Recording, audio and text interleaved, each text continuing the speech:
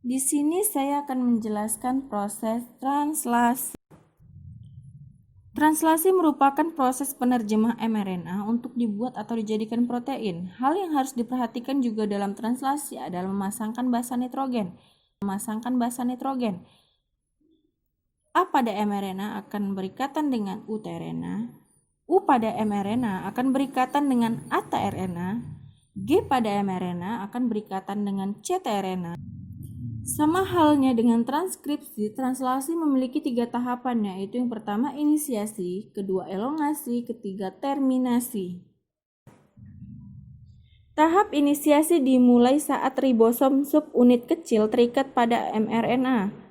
Ribosom subunit kecil ini akan bergerak dari arah 5 ke arah 3. Ketika sudah menemukan kodon AUG, tRNA yang membawa asam amino metionin dan antikodon UAC akan melekat pada mRNA.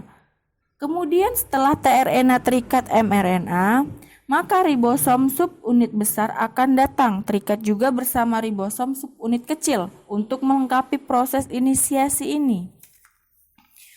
Ribosom subunit besar memiliki 3 daerah, yaitu A atau acceptor site, daerah P atau peptidase, dan daerah E yaitu exit site. Saat terjadi proses elongasi, asam amino yang lain akan dibawa pada rantai mRNA oleh RNA transfer dengan membawa kodon. Untuk dapat mengetahui jenis asam amino apa yang mengkode kodon, maka dapat dilihat pada tabel triplet berikut ini.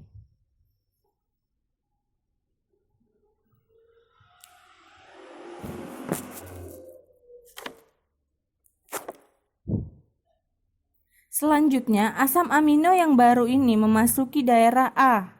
Lalu ikatan peptida akan terbentuk antara kedua asam amino pada daerah P. Saat itu ribosom akan berpindah ke triplet kodon lain yang ada di mRNA sehingga tRNA yang sudah melepaskan asam aminonya akan berada di daerah E dan bersiap untuk keluar.